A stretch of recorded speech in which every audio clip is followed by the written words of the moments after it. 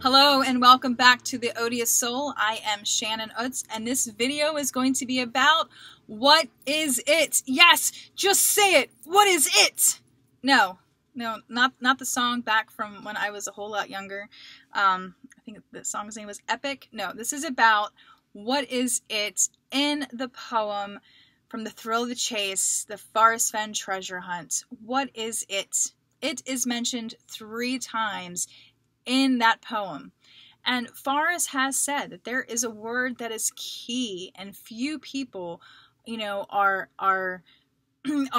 in tight focus of this word. Could it be the word that is key? Could it be the word that Forrest is talking about? It's quite possible. Again, anything is possible at this point in this treasure hunt. Forrest has also mentioned that several people have figured out the first 2 clues and then gone by the next 7, not realizing that they were so close. How could that be? If they figured out what that keyword is, would that have helped? Could it have been that keyword that could have helped lead them to the treasure? I'm going to read you a quote from Mysterious Writings. This was posted March 26, 2015. It's a question asked by somebody else. I'll read the question first.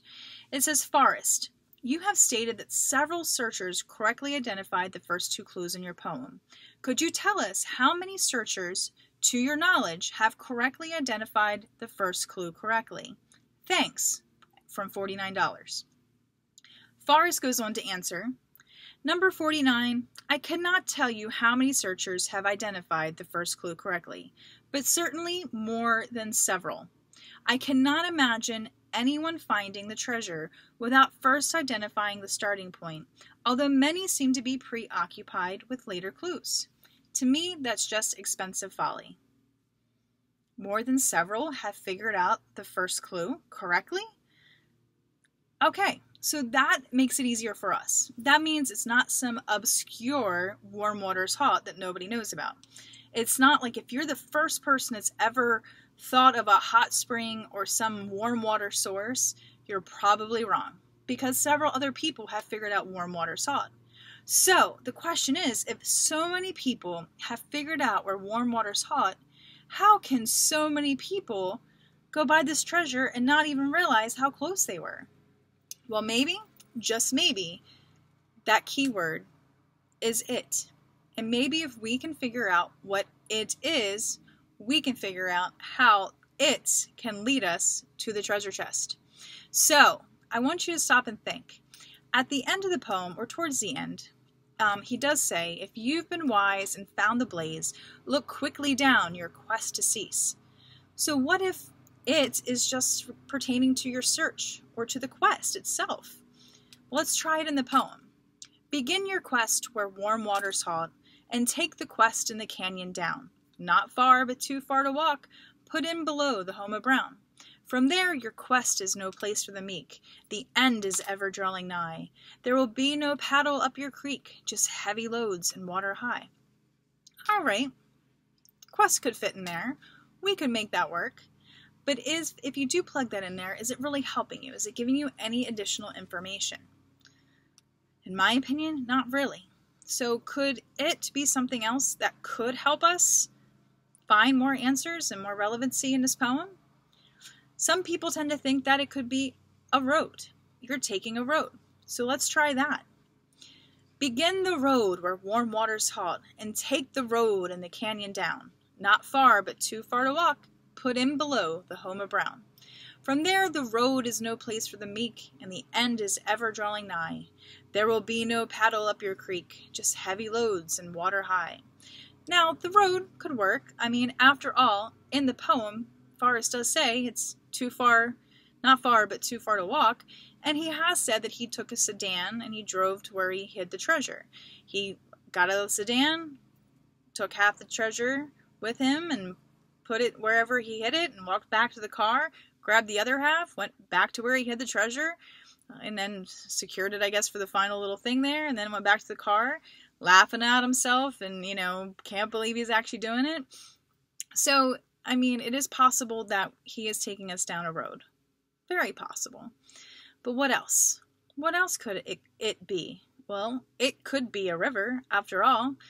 Forrest loves talking about rivers and fishing, and half the poem seems to lead to different water references.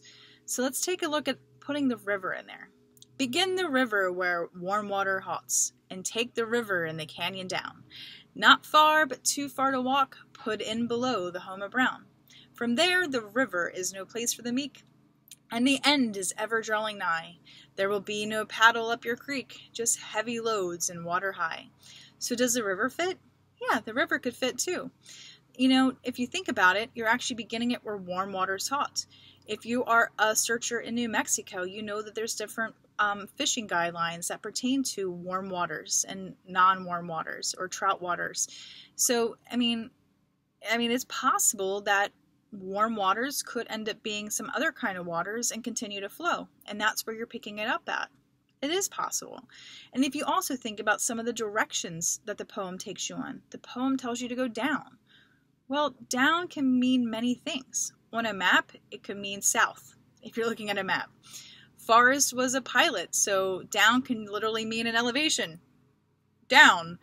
Down can also mean downstream. And after all, Fenn is an avid fisherman, so maybe he's referring to downstream. He also has in here, put in below the home of Brown. Put in can be in reference to a nautical term, which means to enter a port or harbor. I had to look at, I didn't want to mess it up. So there are several things in a poem where river could actually fit very well. So here's the question. Are all three its in this poem leading to the same thing, to the same river, to the same road? Or do we switch it up at some point? Do we only follow it so far, and then do we take another direction or different course? Do we make a turn? Could ever drawing nigh mean turn to the left? What are your thoughts? Leave me some comments and let me know your thoughts behind this. After all, none of us have found the treasure yet. After all, several people have been within 200 feet of this treasure. After all, several people have gone completely past it, not realizing they have been so close. So what exactly could it be?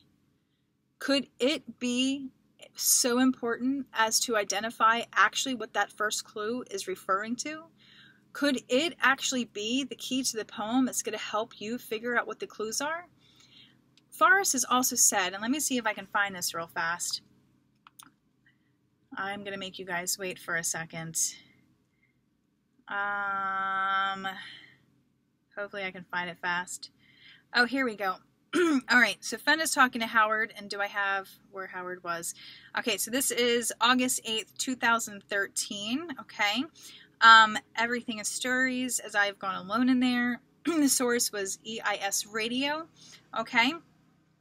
Howard says, I always bring something back. Generally speaking, it's something I found along the way that interests me. A feather, a mineral specimen, you know, an artifact that somebody lost long ago.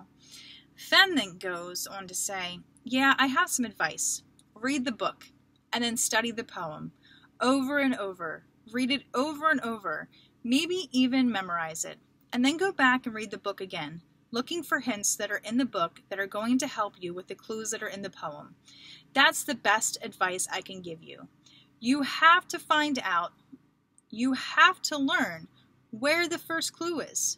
They get progressively easier after you discover the first clue. They get easier after you discover the first clue. How could they get easier? Well, it's definitely possible that if you can figure out, excuse me, if you can figure out what it is, and you realize that you're going to be taking it all the way through the poem, then it could get easier. You figure out it, and if it is a road, if it is a river, if it is some kind of other geological formation that you can follow, imagine how easy it would be to then be like, oh yeah, there's the home of Brown. Oh yeah, that's no place for the meek. Oh yeah, the end is ever drawing nigh. Oh yeah, look, more heavy lows, water high. Oh, there's the blaze. Ah. So, quite possible. Again, thank you guys for watching this video. Please share your thoughts and comments. Your comments are key. to helping me figuring out what I need to do in the next video, and to also help my thoughts keep going and processing. Don't forget to like this video and to share it with your other Fenn searchers that you know. And then also, don't be afraid to share it with people that have no idea who Forrest Fenn even is. Building this search community is key importance. I think the more people we have, the more collective knowledge we have, and then the sooner this chest can be found. Because darn it, I want to know where this thing is more than I want the money involved in this chest. So again, thank you guys for watching. You guys have been great. Don't forget you can go to odioussoul.com, click on the social tab and see where you can find me on social media, Instagram, Snapchat, places like that. And you can also click on the contact us page and you can send me an email directly from there.